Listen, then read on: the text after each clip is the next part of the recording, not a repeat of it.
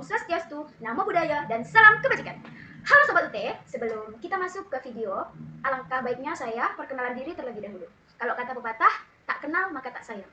Perkenalkan, nama saya email dengan NIM 8603900043. Program Studi Pendidikan Guru Sekolah Dasar atau biasa yang disingkat dengan PGSD.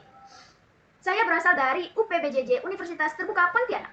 Pada video kali ini, kita akan membahas topik tentang peran ontologi, epistemologi, dan aksiologi dalam membentuk dasar-dasar filsafat ilmu. Oke teman-teman, sebelum kita membahas materi ini lebih jauh, saya mau bertanya kepada teman-teman. Pernah nggak teman-teman bertanya-tanya, sebenarnya ilmu itu dari mana ya? Asal ilmu dari mana ya? Bagaimana ya cara kita mendapatkan ilmu? Dan ilmu itu digunakan untuk apa ya? Nah, pertanyaan-pertanyaan yang saya sebutkan itu dibahas dalam filsafat ilmu. Filsafat ilmu adalah cabang filsafat yang membahas dasar-dasar ilmu pengetahuan, mulai dari apa yang dikaji, bagaimana cara mendapatkannya, hingga untuk apa ilmu itu digunakan. Di video ini, kita akan membahas 3 bagian utama, yaitu ontologi, epistemologi, dan aksiologi. Yang pertama, ada ontologi. Dalam filsafat ilmu, ontologi adalah cabang filsafat yang membahas tentang hakikat realitas atau apa yang sebenarnya ada dalam konteks ilmu. Ontologi juga menjelaskan objek yang dikaji oleh suatu ilmu. Contohnya, dalam biologi, kita pastinya mempelajari tentang makhluk hidup. Sedangkan dalam fisika, kita mempelajari benda dan energi. Jadi, ontologi itu dapat membantu kita untuk memahami apa yang sebenarnya dipelajari dalam suatu ilmu tersebut. Nah, yang kedua ada epistemologi. Epistemologi membahas tentang cara memperoleh pengetahuan yang mencakup metode, sumber pengetahuan, dan bagaimana kebenaran itu diuji. Contohnya, di dalam penelitian ilmiah, kita menggunakan metode observasi, eksperimen, dan analisis data. Epistemologi yang memastikan bahwa ilmu yang kita peroleh itu benar, logis, dan dapat dipertanggungjawabkan. Misalnya nih, kita tuh ingin tahu apakah pupuk itu bisa membuat tanaman tumbuh lebih cepat. Nah, pastinya kita akan melakukan percobaan dengan membandingkan tanaman yang diberi pupuk dan yang tidak diberi pupuk. Dari hasil pengamatan itu, dapat kita simpulkan bahwa proses yang menunjukkan bagaimana ilmu diperoleh secara sistematis dan dapat diuji kebenaran. Yang ketiga, ada aksiologi. Dalam filsafat ilmu, aksiologi ini yang membahas tentang nilai, etika, dan tujuan penggunaan ilmu.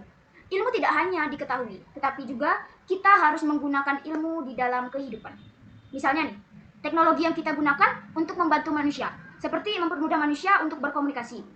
Akan tetapi, kita juga harus memperhatikan etika agar tidak merugikan orang lain. Jadi, aksiologi ini menekankan bahwa ilmu itu harus digunakan secara bijak dan bertanggung jawab. Itulah aksiologi. Ketiga ilmu ini saling berkaitan. Ontologi, epistemologi, dan aksiologi. Ontologi yang menjelaskan apa yang dikaji. Sedangkan epistemologi yang menjelaskan bagaimana cara mengetahuinya. Dan aksiologi yang menjawab untuk apa ilmu itu digunakan.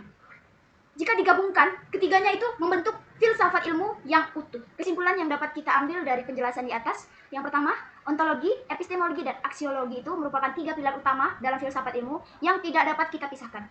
Ontologi membantu kita memahami apa yang menjadi objek kajian ilmu. Epistemologi menjelaskan bagaimana cara kita memperoleh dan membuktikan kebenaran ilmu. Sedangkan aksiologi yang menekankan nilai, etika, serta tujuan penggunaan ilmu dalam kehidupan kita sehari-hari. Ketiganya ini saling melengkapi dalam membentuk ilmu pengetahuan yang tidak hanya benar secara teoritis, tetapi juga dapat bermanfaat dan bertanggung jawab dalam penerapannya. Dengan memahami ketiga aspek ini, kita dapat menerapkannya. Dan juga kita dapat memandang ilmu secara lebih utuh, kritis, dan bijaksana dalam kehidupan kita sehari-hari. Dan pada akhirnya, ilmu bukan hanya tentang mengetahui, tetapi juga tentang memahami dan menggunakannya dengan tanggung jawab. Jadi, sekarang kita bisa tahu bahwa ilmu itu bukan cuma dipelajari, tapi harus kita pahami juga dan kita gunakan dengan bijak. Semoga penjelasan dari saya ini dapat menambah wawasan kita tentang filsafat ilmu. Dan terima kasih sudah menonton. Dah.